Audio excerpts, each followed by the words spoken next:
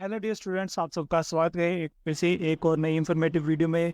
तो सबसे पहले तो जो स्टूडेंट्स हैं वो मेरिट में सेलेक्ट हो चुके हैं, उनकी जो काउंसलिंग है वो 9 मई 2024 को पहली काउंसलिंग जो है वो होने वाली है। तो पहली काउंसलिंग में जो लड़कियां हैं वो 800 बुलाई गई हैं और जो लड़के हैं वो 600 बुलाई गए हैं। तो यहाँ पर मैं आपको बता दूँ कि आज की जो वीडियो है, जैसे कि मैंने बताया आपको थंबनेल में, कि काउंसलिंग कैसे होगी वो आपको बताऊँगा। लाइव डेमो आपको लाइव दिखाऊँगा कि आपकी जो काउंसलिंग होगी वो किस तरह से होगी और कौन सी आपने गलतियां नहीं करनी है वो आपको बताऊंगा। और काउंसलिंग में जाने से पहले अगर आप ये वीडियो देख लेंगे तो आपको किसी भी तरह की कोई भी टेंशन या फिर कोई भी प्रॉब्लम नहीं आएगी आपको काउंसलिंग में। तो सबसे पहले मैं आपको बता दूं कि आपने कौन सी गलतियां नहीं करनी है। तो सबसे पहली बात यह है कि जब आप काउंसलिंग में जाएंगे, एक तो सबसे पहले आपने समय पर पहुंचना है, यानी कि 8 बजे ही अपने जो काउंसलिंग की लोकेशन है वहाँ पर 8 बजे पहुँच जाना है। अपने टाइम पर पहुंचना है, ये नहीं कि आपका रैंक दूर है तो आप देर से जाइए, आपने अपने टाइम पर पहुंच जाना है।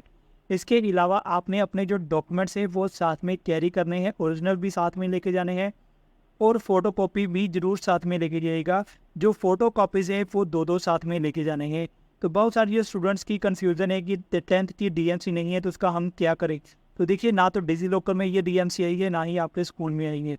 तो आपने पीएसईबी की साइट पर जो अपना रिजल्ट डाउनलोड किया था वो फ़ोटोकॉपी निकाल के अपने प्रिंसिपल या हेडमास्टर के वहाँ पे सिग्नेचर और स्टैंप करवाने थे, वो आपने साथ में लेके जाने हैं।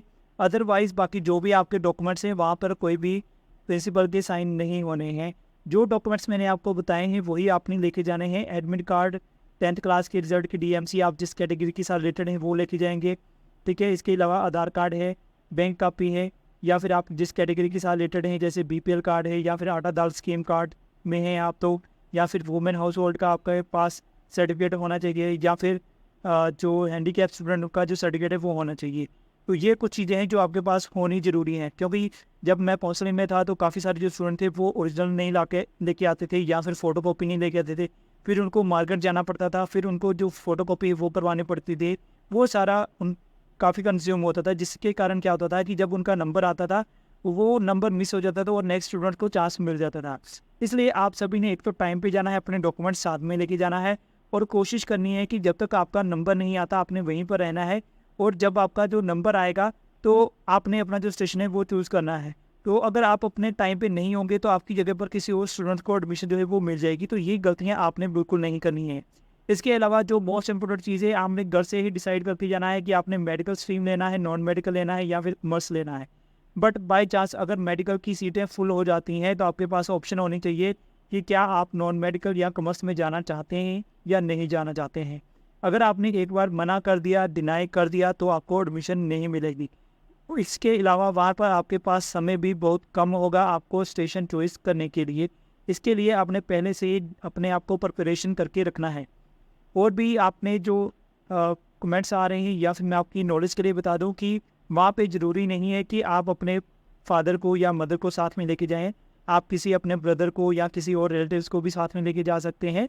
वहाँ पर आपके सिग्नेचर होने ज़रूरी हैं, आपका होना वहाँ पे ज़रूरी है। अगर आप अकेले जाना चाहते हैं तो भी आप अकेले भी जा सकते हैं। तो ये कुछ पॉइंट्स हैं जो आपने ध्यान रखना है, यानी कि ये गलतियाँ नहीं करनी है बिल्कुल भी। अब मैं आपको लाइव दिखाऊँगा कि आपकी काउंसलिंग कैसे होगी। तो देखिए, जब आप काउंसलिंग में जाएँगे तो वहाँ पे ना प्रोजेक्टर होगा। प्रोजेक्टर पर आपको इस तरह से स्क्रीन दिखाई देगी, तो वहाँ पे लिखा होगा बॉय काउंसलिंग स्टार्ट। तो अगर लड़की होगी तो यहाँ पे लिखा होगा गर्ल काउंसलिंग स्टार्ट। तो यहाँ पर जो 10 मेरिटोरियस स्कूल हैं यहाँ पे लिखे होंगे अमृतसर, बठिंडा, फिरोजपुर, गुरदासपुर, जलंधर, लुधियाना, एस नगर, पटियाला, संगरूर, तलवाड़ा। तो सबसे पहली जो काउंसलिंग होगी, जैसे अगर प्राइवेट स्कूल की है तो यहाँ पे लिखा होगा प्राइवेट स्कूल। इसके साथ ही लिखा होगा मेडिकल स्कूल की, मेडिकल स्ट्रीम की कितनी सीटें हैं, नॉन मेडिकल की कितनी है, कॉमर्स की कितनी है। अगर आप वाइज हैं तो आपने अगर अमृतसर में जाना है तो आपको देख सकते हैं यहाँ पे सीटें अवेलेबल हैं, ठीक है। तो अगर आपने किसी भी फिरोजपुर में जाना है तो यहाँ पे 3 सीटें अभी बाकी हैं। हो सकता है अगर आपसे पहले 3 स्टूडेंट हैं तो ये सीटें फुल हो सकती हैं। आपको प्रोजेक्टर पर वहाँ पर साथ ही साथ ये सारी चीज़ें दिखाई दिखाई जाएंगी। तो मैं वीडियो में भी स्टार्टिंग में आपको एक लाइव वीडियो बना के दिखा दूंगा टोटल सीट्स कितनी है आपकी काउंसलिंग जब स्टार्ट होगी, और लास्ट में भी आपको दिखाऊंगा कि अब सीटें कितनी रह गई हैं, ठीक है। तो इस तरह से आपकी जो काउंसलिंग है वो होगी, इस तरह से प्रोजेक्टर पर आपको दिखाया जाएगा जब आपका टर्न आएगा। तो जैसे जैसे देखिए यहाँ पे मेरिट नंबर 15 लिखा है, तो जब आपका मान लीजिए 15 नंबर आए तो यहाँ पे आपका रोल नंबर होगा 10वीं का, आपका नाम होगा, पापा का नाम होगा, मम्मी का नाम होगा, कैटेगरी क्या है, काउंसलिंग लोकेशन क्या है। जब आपका ये करंट स्टूडेंट इस तरह से आपका डिटेल आ जाएगी तो आपसे पूछा जाएगा आपने कौन से स्कूल में जाना है। तो आपने बताना है कि हमने बठिंडा में जाना है। फिर आपने बताना है हमने मेडिकल स्ट्रीम लेनी है, नॉन मेडिकल लेनी है या फिर कॉमर्स स्ट्रीम लेनी है। तो ये प्रोसेस होगा। जब आप मेडिकल स्ट्रीम बोल देंगे, बठिंडा बोल देंगे, तो वहाँ पे कंप्यूटर पर वो आपको सिलेक्ट कर दिया जाएगा, वो आपको स्टेशन जो है वो अलॉट कर दिया जाएगा। आपको फिर एक प्रिंट निकाल के दिया जाएगा जहाँ पे लिखा होगा कि आपकी एडमिशन हो चुकी है और आपको बठिंडा में मेडिकल स्ट्रीम दी गई है। ठीक है, तो आपने 2 दिन में वहाँ पे अपनी रिपोर्ट करनी है, तो आपको उसकी कॉपी दी जाएगी। ठीक है, वहाँ पर आपके सिग्नेचर होंगे, वो कॉपी लेके आपने बठिंडा मेरिटोरियस स्कूल में जाना है। अगर आप अमृतसर में जाते हैं तो आपको फिर अमृतसर में जाना होगा। इसी तरह अगर गर्ल्स काउंसलिंग है तो यहाँ पे आप देख सकते हैं जैसे गर्ल्स काउंसलिंग लिखा होगा, तो इस तरह से अमृतसर से लेकर तलवाड़ा तक सभी स्कूल होंगे। यहाँ पर मेडिकल की कितनी सीटें हैं, नॉन मेडिकल की कितनी है, कॉमर्स की कितनी सीटें हैं, ये सभी चीज़ें यहाँ पे दिखाई जाएंगी। तो यहाँ पर करंट स्टूडेंट की डिटेल है, जैसे 18 मेरिट नंबर है। जब 18 का नंबर आएगा तो यहाँ पे शो होगा। जब आपको स्टेशन अलॉट हो जाएगा तो यहाँ पे लिखा आ जाएगा, जैसे 17 नंबर को अलॉट हो गया है तो परनीत कौर है 17, इसका रोल नंबर है, प्रेजेंट है, बठिंडा में नॉन मेडिकल स्ट्रीम इसको दे दी गई है। तो ऐसे शो होगा।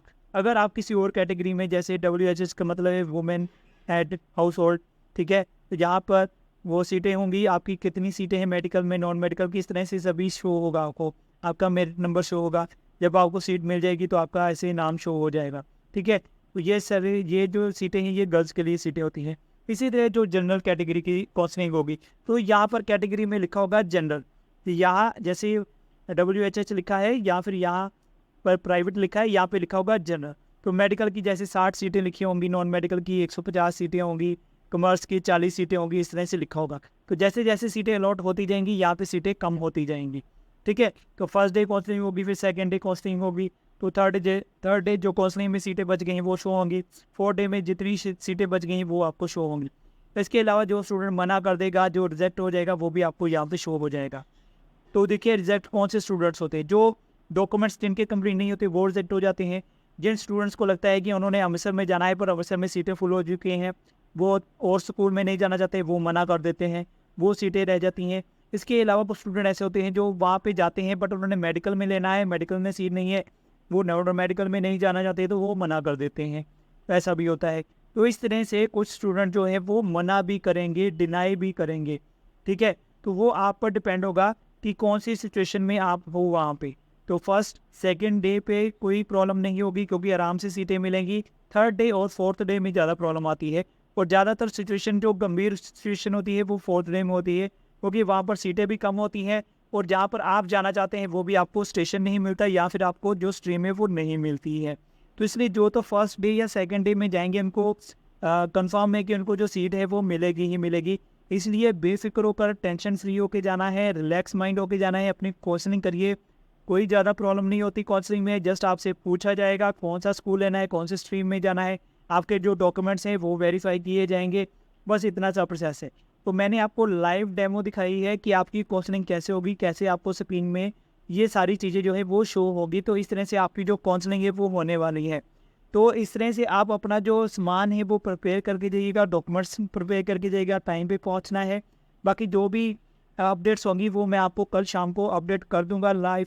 जो भी सीटें बची होंगी वो भी मैं आपको अपडेट कर दूंगा।